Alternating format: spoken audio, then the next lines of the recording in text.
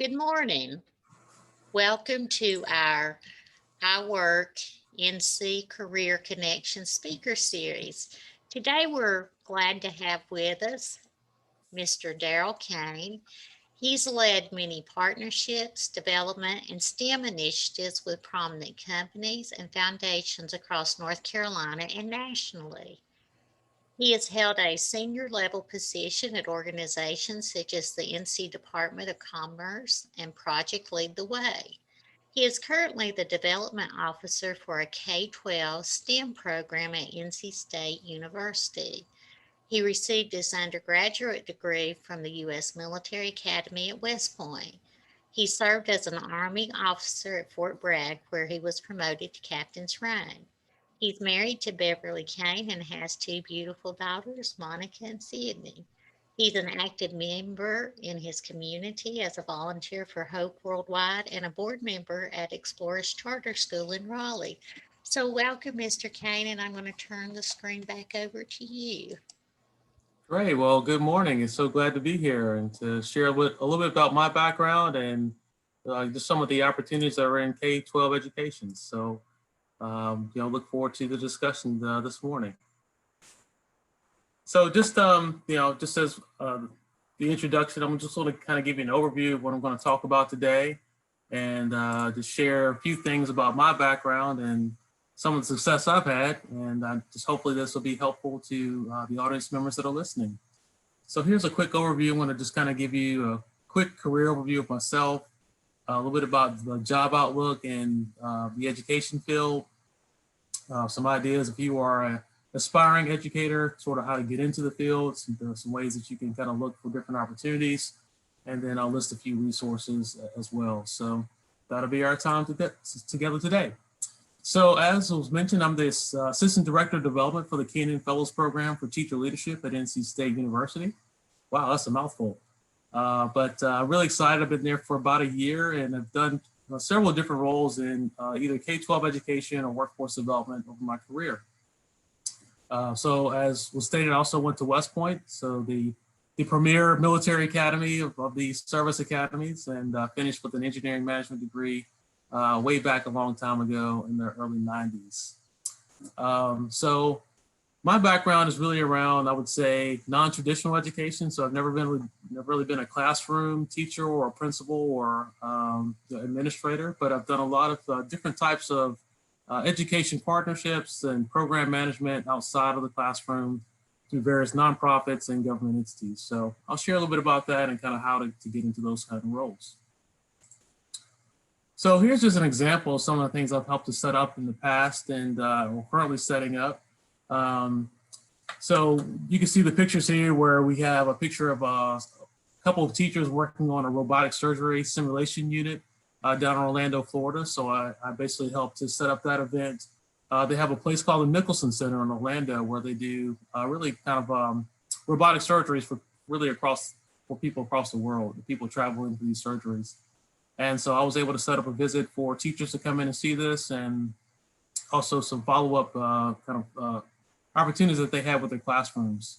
So that's definitely exciting. I love to bring in innovation. I love to bring in partners to K-12 education to let teachers and students see what's possible and what kind of careers are out there in the real world. You see also a picture of in the middle where you see some younger students working around, it looks like they have some crayons, but it's really something called an Ozobot, which is a really simple computer that follows lines. And so you can basically show kids how to program at a very early age and how to use something that's very, very simple but fun at the same time. We got some volunteers from a company called Liberty Mutual, an insurance company, come out and do that. So a lot of times we think about technology companies, you think about the Apple and Googles and folks like that, but every company has all types of STEM careers in it. And so this is a great example of an insurance company where they have a large IT department where they had volunteers that want to come out and give back to the community. And the final picture on your screen, you see some folks out in the cornfield. So I was able to go up to Minnesota one time for a teacher fellowship program. And so we helped to get several teachers from North Carolina, a week-long experience with a company called Syngenta. So they spent a couple of days up in the cornfields looking at the effects of GMOs, the positive effects of GMOs. Sometimes we only hear about the negative, but GMOs are actually very influential and very important to resist drought, to fight off bugs, and to actually grow crops even faster and bigger. So that's an example of what the teachers were able to learn. And actually one teacher that participated with us had never left North Carolina before. So this was her first time outside of the state by being in this opportunity with us. So I really feel like we can make a huge difference in our K-12 education system, especially if we think outside the box.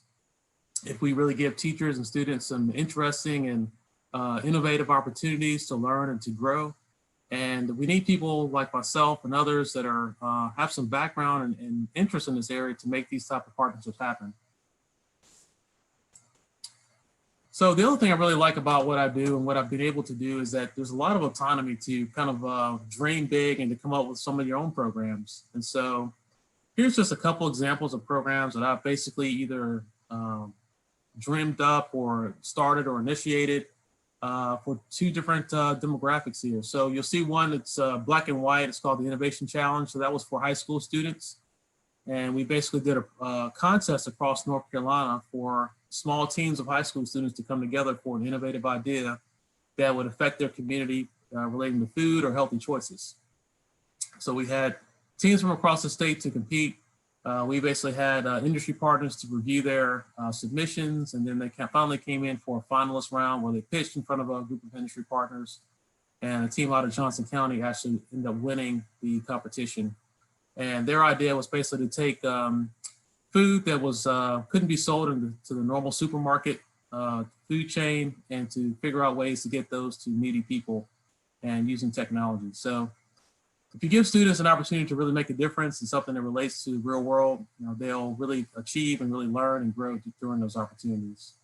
The other program that helped start was called Backpacks and Briefcases. We actually did that in partnership with NC State University several years ago, and it's been done in other parts of the state as well. It's more focused on recent college graduates that have not successfully transitioned into a career that they relates to their undergraduate education. And we got them internships, we gave them professional development, and we helped several people just basically transition successfully into real careers. So that was a program we did through the North Carolina Department of Commerce and Wake County Workforce Development Board. So again, the great thing about being in sort of these roles outside of the typical K-12 in-school types of positions is that you can use your own creativity and innovation. You just have to find the funding and find partners, which I'll talk a little bit more about in a few seconds. So let me tell you a little bit about what we do here at the Keynote Fellows Program at NC State. So our program has been around for about 20 years, and it's a great program. We're really focused on teacher leadership and getting STEM into communities through really kind of empowering teachers to give them more professional development around STEM, project-based learning, and also connecting them with industry partners. You see the picture here, there's a teacher who has a cape on. She's actually what we call a superhero. She was connected with the North Carolina Electric Co-ops for an internship. We usually do like 3 to 5 week internships over the summer, and they get a chance to go out and spend time in the field or spend time inside of a manufacturing environment or whatever the company does, and then take that information back to their students and back to their classrooms. So that's super exciting. So we've had about 500 teachers to go through the program over the 20 years. We usually do about 20 to 30 teachers per year. And the teachers get around 80 hours of professional development, which, I kind of mentioned what some of those are. So this past year, we did a lot of PD around, innovation, around diversity and inclusion, and also basically digital and virtual learning, which obviously is very pertinent topic today because of COVID-19. So the program is super successful. My job there is to basically create partnerships to raise money. And speaking of partnerships, these are some of our partners that have been with us for several years or are currently working with us now. So some of the companies you probably have heard of, like Google Fiber, Duke Energy, Biogen, companies like that, Facebook. So we really have some great, really global partners that work with us. And then we have some that you may not have heard of, but are still great, either manufacturing companies or foundations that provide money or provide these 3-week internships over the summer. So we're really excited about our partnerships. And what I tend to find is that when I approach companies about these opportunities, they're interested in partnering if it meets their goals. So we try to figure out what they're already working on and how we can have something that's compatible to their goals and our goals, and we'll figure out a solution together. So sometimes it's better for them to allow for employee engagement. Sometimes it's better for them to provide funding. Just sort of depends on what their goals are and where we are in the year time frame. So let me talk a little bit about just the K-12 education space in general. I've talked about some of the companies I've worked for, and I'll give you a little bit more background on that. So traditionally, if you think about education, you think about going to a four-year school, getting a degree in education, and then starting as a teacher or a counselor, and then moving up, if you would like, to more of an administrative role, like as far as a principal or assistant principal, or moving into the district office role. So those are great careers. They're very stable. I mean, school systems have been around for hundreds of years. The funding is stable. So those are the good things about that. You're obviously interacting directly with kids and making a difference with your peers. So it's a great opportunity to be in the school system. So I'm definitely not down upon that.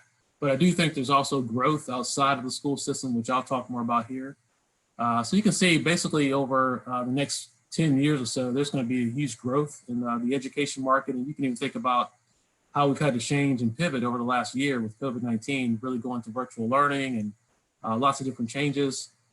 Some of these are going to be continuing to move forward as well. But there's several different types of education organizations out there. And I'll just kind of go through these relatively quickly and really kind of discuss these different types of opportunities that are out there. So there's first of all, curriculum companies. So you think about who makes the textbooks, who makes the online learning. A lot of times it could be STEM, it could be robotics. So I worked for Project Lead the Way for a few years. They basically do STEM curriculum around computer science, engineering, and biomedical science. And then you have your big companies like Discovery. You have your technology companies like Cisco. They have their own, proprietary education through around. You can get certifications in networking and before you graduate. So there's lots of curriculum companies out there. It's lots of different opportunities inside of those companies, from creating the curriculum to selling it to school systems to technology systems, etc. So the second area I'll cover is the services for schools, and this is a pretty big area. So there are all types of consultants and coaching organizations, online education, etc., that are out there, and I think this is definitely going to be a growth area. There's when you talk about coaching, there's instructional coaching. I know companies that do that. Sometimes these are huge companies. Sometimes these are people just with a PhD and have a great experience. So the size of companies definitely varies. And then you have obviously your online education, opportunities like code.org and folks like that. So that's going to be a huge growth area as well. The next area I'll cover is connecting organizations. Sometimes they're called intermediaries.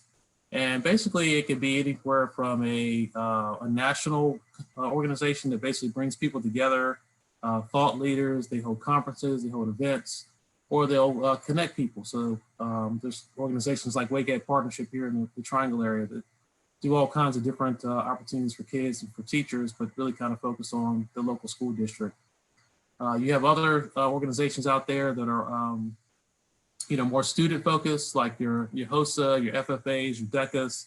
So those are where students can basically be involved with an after school activity, but there has to be someone that actually, a teacher usually kind of leads at the school level, but then there's kind of national level and state level positions that are full-time paid by through a nonprofit. So there are lots of different these connecting organizations out there, and they do great work. Basically, they kind of pick up where the school can't do some of those things during the school day and give students opportunities that meet their interests. So those are definitely good to look into, and I'll talk a little more about those as well later.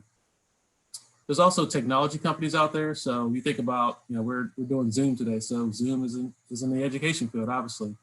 I'm on a laptop. So there's companies that make laptops. There's companies that make monitors. There's companies that make robotics or Adobe software, microbits, Raspberry Pis. So there's all kinds of technologies out there that are being manufactured and sold by different entities. And so there's a great need for people that have sales skills, that have technology skills to build these different types of equipment, and to really even trainers to go out and show people how to utilize this. And so there's some really interesting things out there.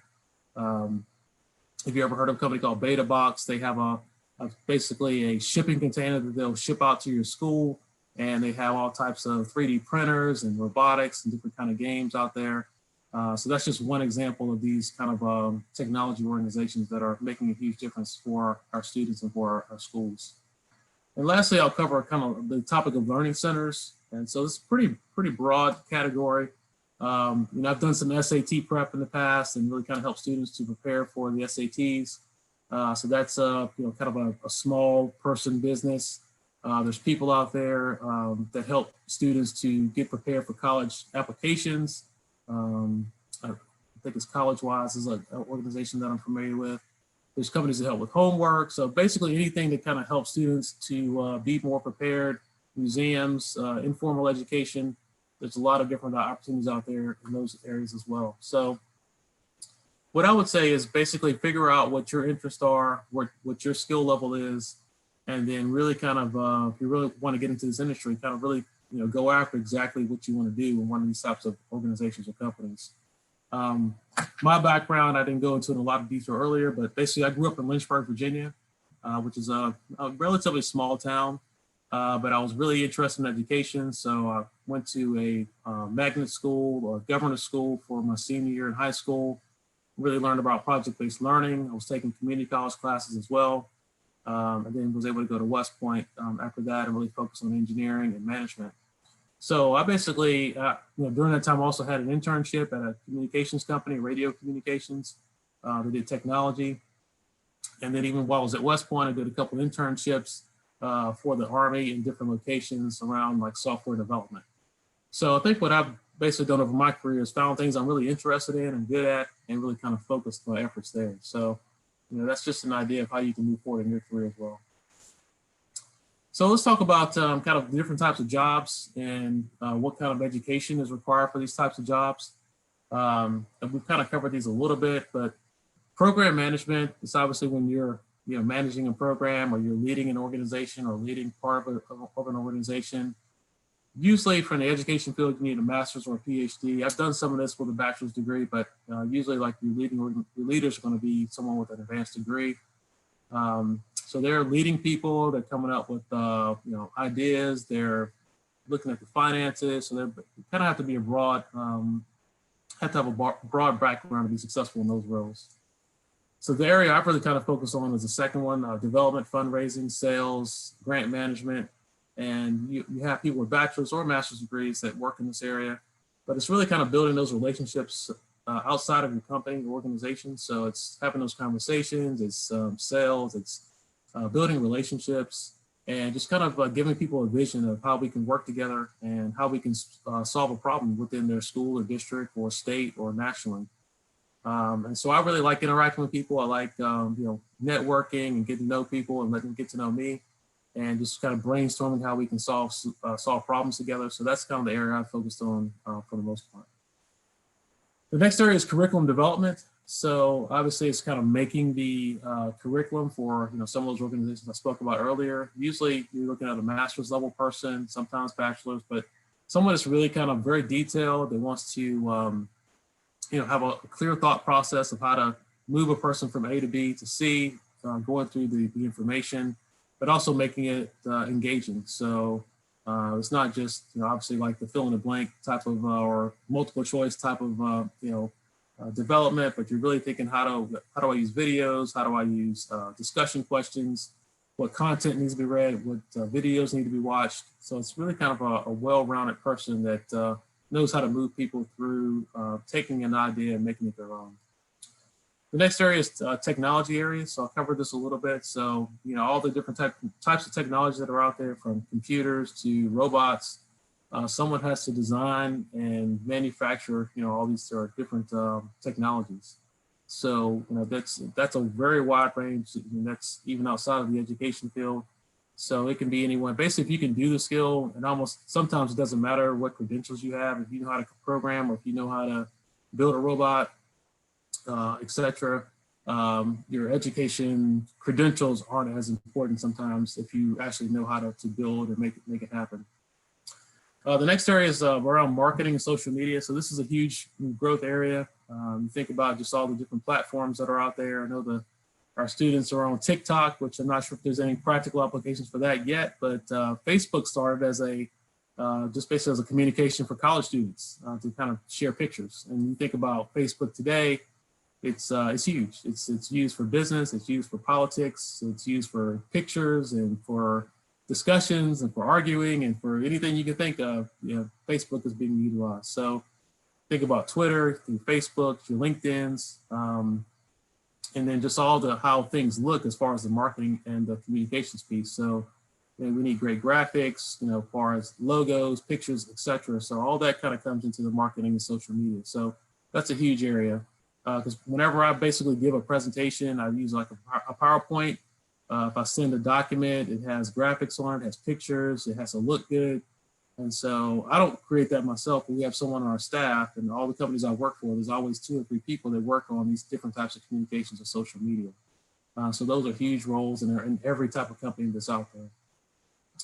And then finally, the last area covers basically your instructor. So this would be something that closely aligns to sort of your K-12 teacher type of instructor.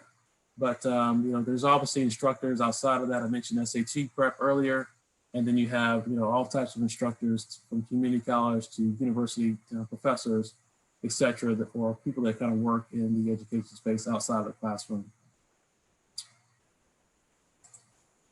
All right, so I'm going to kind of transition a little bit and talk about sort of, okay, how do you get into these careers? How do you make connections?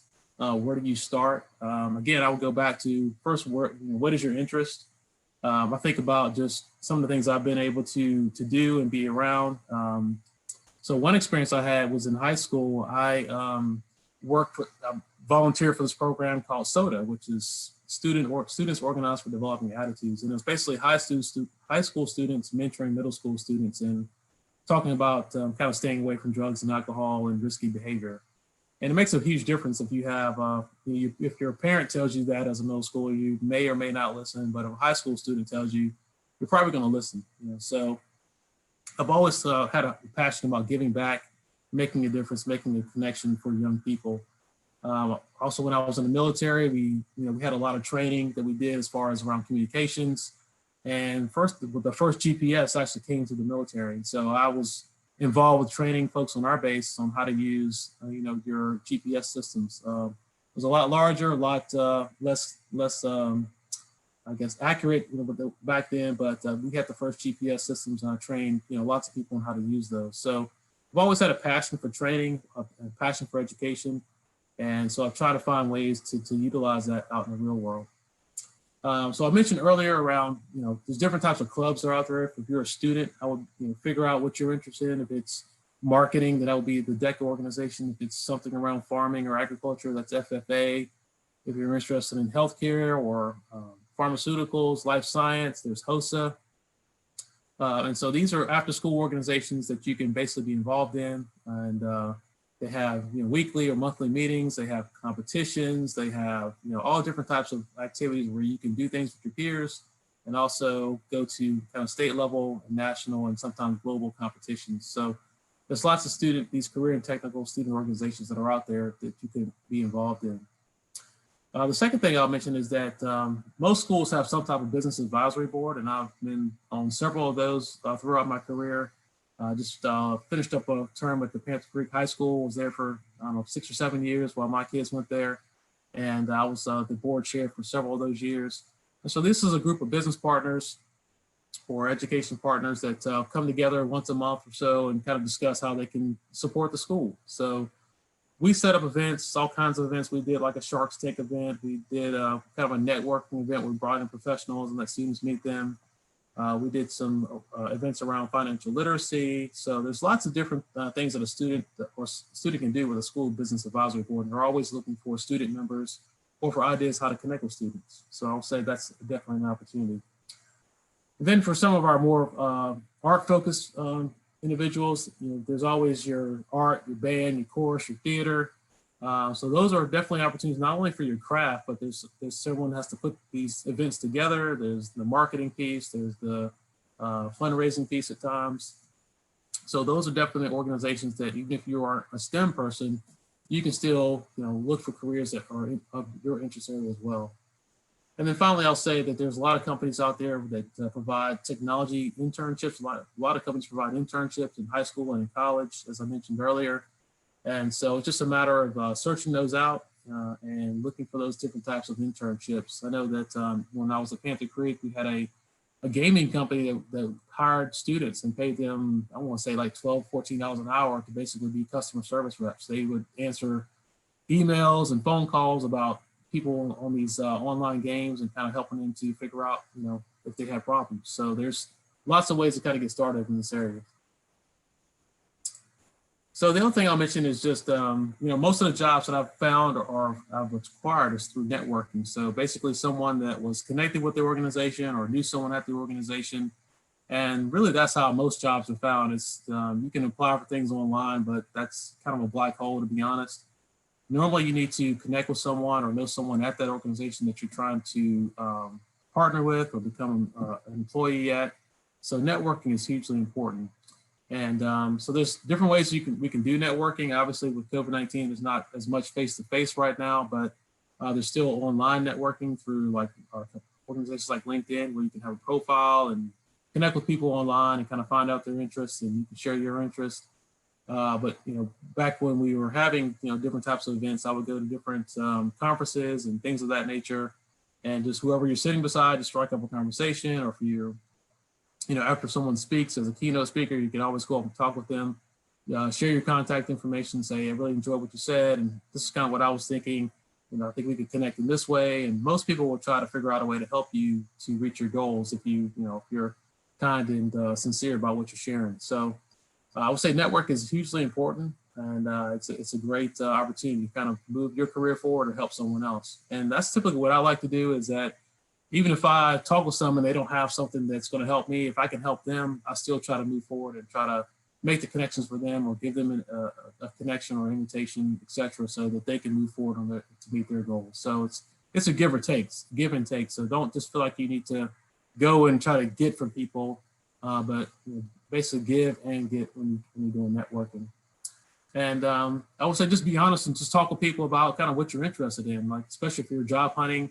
Say, hey, I'm really looking at these three or four companies in the area, and this is why I'm looking for these opportunities, because of my background, my interest level, etc. So just kind of, some people just say, I just need a job that pays well, but companies want to hire people that are interested in what they do and what they're about. So you have to be interested in what they do and what they're about. So I would say definitely kind of figure out your passions, kind of focus in on what you're interested in, and then go after those few companies or organizations that meet that criteria. So here's just some helpful resources. I mentioned a couple of websites earlier. So the LinkedIn one is a professional networking site. I'm on there. And I typically, if someone wants to connect with me from a business standpoint, I typically try to connect with them, and if I can help them, I do so. If they can help me, that's awesome as well.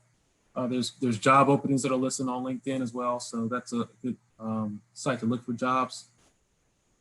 The first bullet there is stemecosystems.org. So there's lots of different kind of connecting organizations across the country and locally. So I think there's like 3 or 4 large ones in North Carolina. There's one here in the Triangle, run through the Boroughs Welcome Fund. There's one in STEM East, which is sort of the Greenville area. There's STEM West, and then which is out in sort of the Hickory, Asheville area. And then I think there's a new one sort of on the coast around the Wilmington area. And those are basically organizations that bring people together. So you'll find all types of, individuals from school systems, from nonprofits, government, business, that meets these different types of ecosystems. And they try to figure out solutions and how to make education relevant to the students and teachers that are out there currently. The other website I'll mention is idealist.org. Idealist.org. So it's really kind of focused on nonprofit jobs and internships. They have some company profiles on there. So it's a good place to sort of look for jobs and to apply for jobs. that are focused on like education or nonprofits, dealing with poverty, dealing with water issues, environment, basically name it, anything that's in the nonprofit space, they'll have job openings out there. So those are definitely some good resources to look at. So I just want to kind of give a recap of what I've discussed today. I've kind of covered a lot of information. So again, just thinking about things that you're interested in, and then kind of focusing on how to use your skills to get those type of roles, or how to make those kind of partnerships. I know with the Keynote Fellows program, we're always looking for new partners. I mentioned some of the folks we're already working with, but we've got some great, even nonprofits we work with. We've done some stuff with the Boys and Girls Clubs. We're working with the North Carolina Coastal Federation for an internship. And so we've got a lot of programs. We have our main program is the fellowship program. We're actually going to start a new program this year called STEM Work, which is going to be more of a virtual learning for teachers. And so we'll have kind of a cohort here in the Triangle area, one out in Western North Carolina. So that might be an opportunity for teachers that are interested in learning and growing in their career and learning about STEM careers. That will be an opportunity that's going to be opening up. Applications will start sometime in early 2021, and then the program will start around the summer of 2021. So we're really excited about that program. We're also looking for industry partners, but there's going to be some visits that teachers can take as well, more like one-day visits. And so we're growing our program in that way. And so part of what I do is I figure out, the programs that we want to run is how to fund those. And so I've been out and talked to a couple of foundations around who might want to sponsor these different activities, and put a proposal together, have a conversation with them, and then there's money out there for all types of good ideas. So don't feel like whatever idea that you have, it won't work.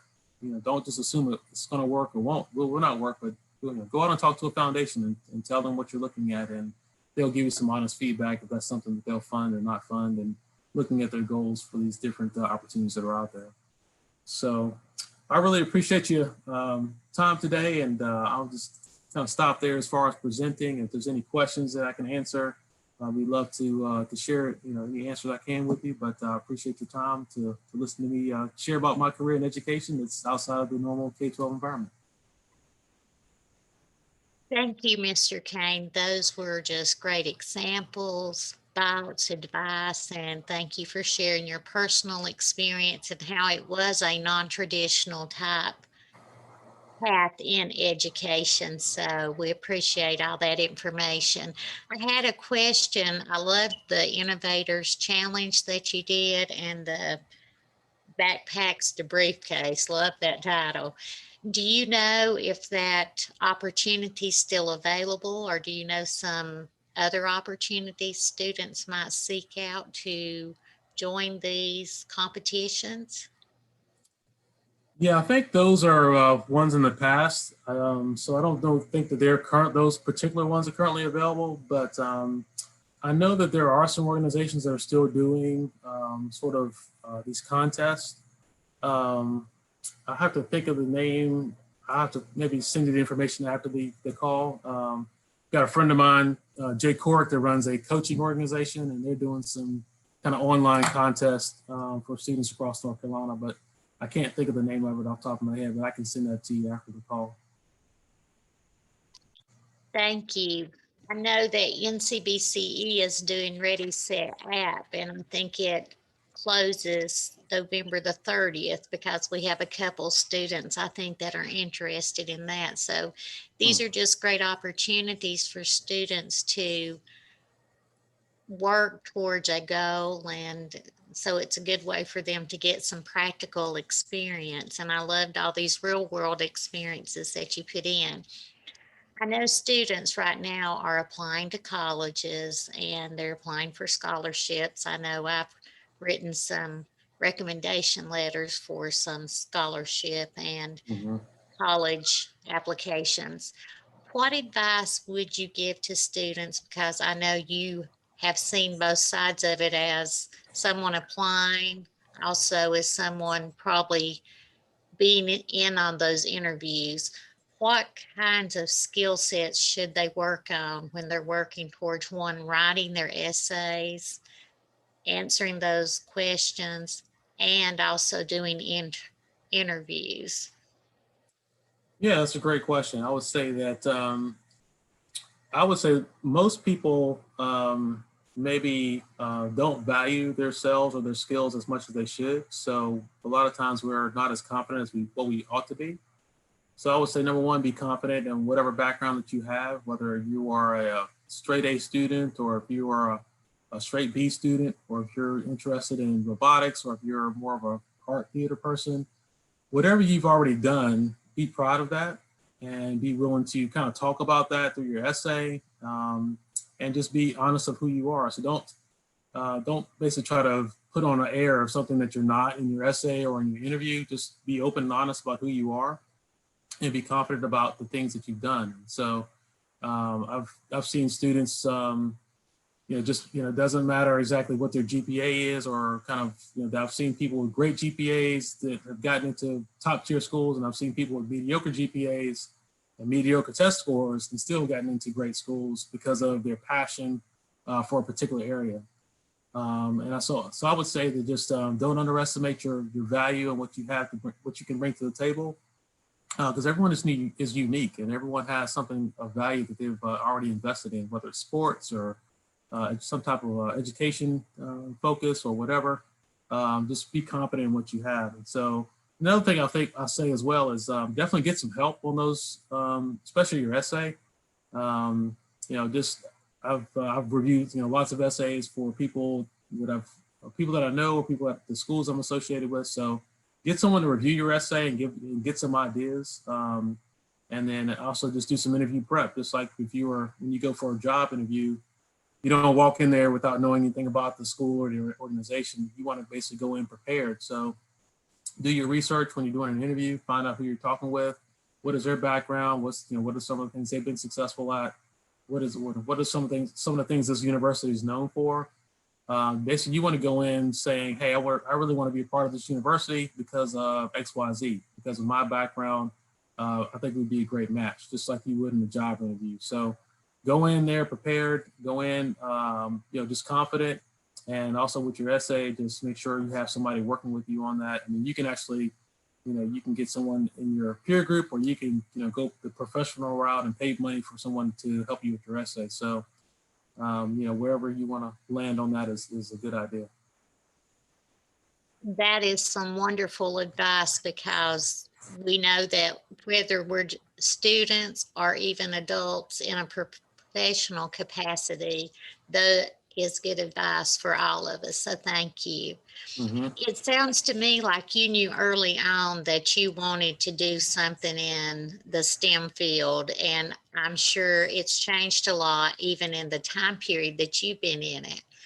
What advice could you give to our students about doing some exploration in STEM to find in high school or even middle school what kind of passions they might have in that field? Yeah, I think those so definitely good ideas to do some exploration, and I think that's what helped me to sort of find my path. Is I got some opportunities, um, and there are lots of different companies that want to do I know companies do like these open houses. There's Manufacturing Day every year where basically manufacturers open up their doors to parents and students. That's usually in like the October timeframe, so we can take part of those. And then just looking for these different, there's lots of different, even online, videos and things of that nature that where you can learn about different careers. There's a company called Nepris that does videos, and they also do like kind of in-person, or not in person, but basically video technology where they'll Skype or Zoom a professional into a classroom. And so a lot of times those things are free for the school or for the students. So there's definitely a lot of different technologies and businesses that are open to you doing some exploration. And I think that's important because you don't want to basically spend lots of money and time and several years of education on something that you're really not passionate about. So the more you can kind of narrow that down, and it's okay to change your mind or to pivot, but at least you kind of go into something knowing that you'd be interested in it. I know a student that was thought they wanted to be like a doctor and go into neuroscience, and that was what they originally thought. And then kind of once they got into it after the first year of college, they're like, I'm not really interested in this. This is more, this is not exactly helping with people the way I was thinking. And so they had to pivot, which is fine. But the more research you can do to kind of prevent those kind of things is better.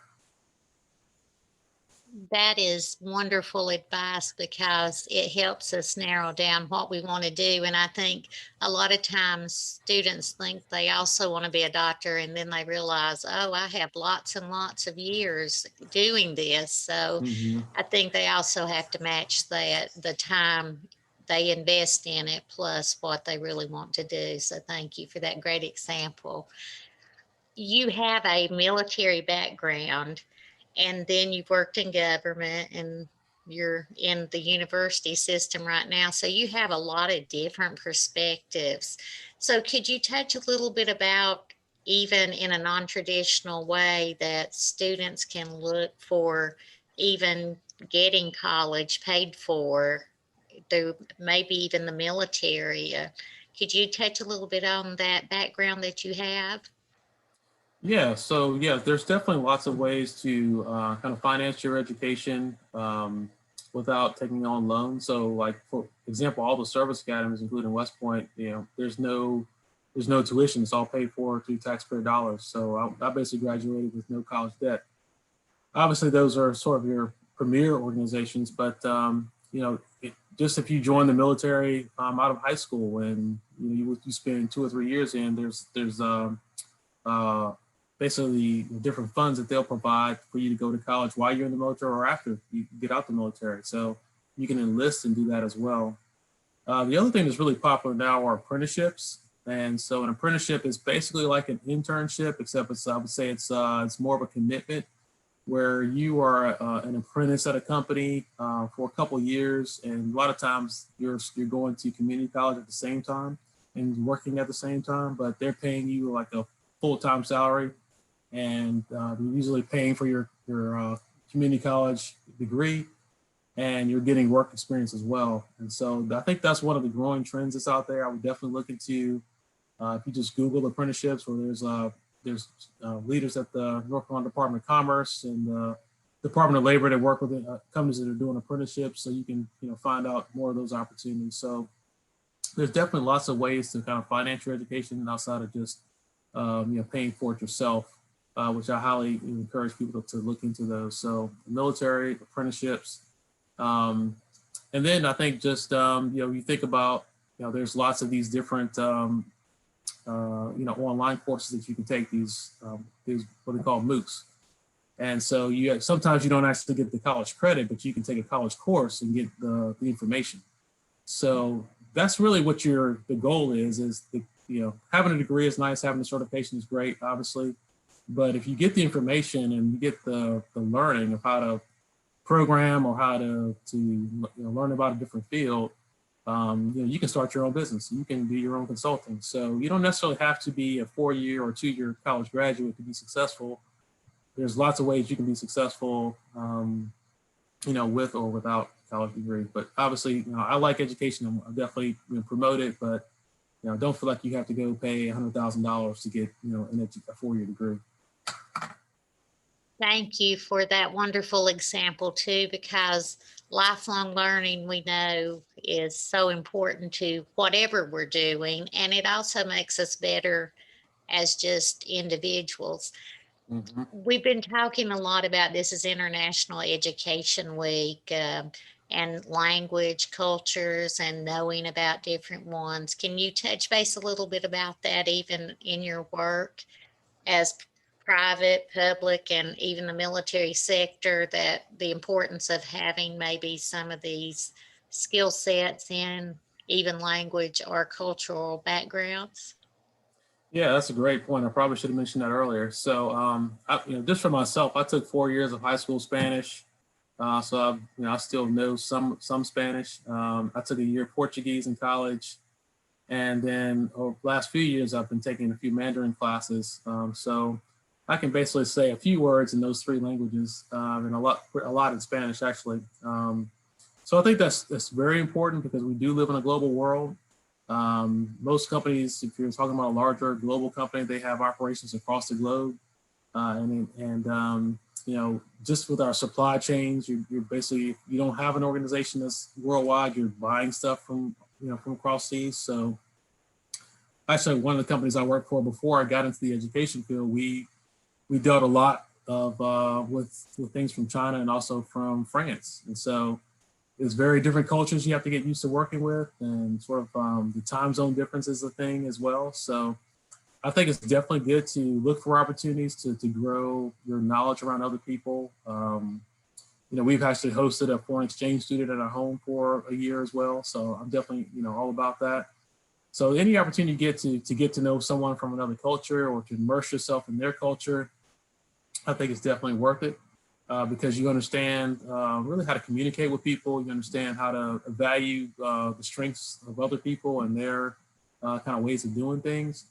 And then you could also share how you think and how you do things. And so, yes, in today's global world, it's super important to know some other languages and also to be able to connect with people from different backgrounds. And actually, in North Carolina, we do have lots of different ethnicities and people from different countries here. So it shouldn't be that hard for you to get to know someone from a different culture and for them to get to know you. So I would definitely encourage those type of opportunities. Yes, that is great advice to the students too. We actually had someone from the Russian flagship program from UNC Chapel Hill, and she was talking about how she found an Egyptian restaurant in Durham. So Mm. we do have just a wide variety of people in North Carolina. And I think that's just wonderful that we have these opportunities to meet people, learn about their cultures, and just be part of it and also teach them about our culture. So that is a neat idea. Yeah, I think actually in Charlotte, Charlotte is one of the leading cities as far as global headquarters. And so if you go, I mean, like we actually do a lot of work with Siemens at our program. And so they sponsor us in different ways. And so I've actually been to the Siemens facility a couple of times, and they're all about, just really having global partners, and, they do, lots of different things. And so, yeah, a lot of the companies that we work with, there's definitely a global component to it. And I would definitely encourage students to really think about that. And if you're proficient in another language, that only helps you to, open up career opportunities for yourself. Yes, you're very correct because it opens doors for us. I think as educators, that's what we see. Mm-hmm. Education is a door opener, whether it's formal education, informal education, life experiences. We know more than we knew yesterday. And I think we are loving promoting that as teachers and people that promote learning. So I love that ideal that we can make our world a better place through education and being proactive when we deal with others and being kind and being Mm-hmm. open. So, thank you for all this wonderful information. Before we end our session today, what would you like to leave our students with when they think about careers of the future? Wow, that's a great question. So, I mean, I think there's a lot of opportunities out there. I think just students at this age have probably more opportunities than what people in my age will have had. So I think that I would definitely say just keep an open mind. I would say learn as much as you can, and really kind of not limit yourself on from your own standpoint of confidence or hard work, but be a hard worker, be confident, be willing to take on new challenges, be open minded, and especially learn some of these new technologies that are out there, whether it's social media or if it's some type of STEM field. I definitely think that's going to help you in addition to the international things we talked about. So, I think the future is great for especially in the education field because you see the challenges that we're having, nationally and internationally.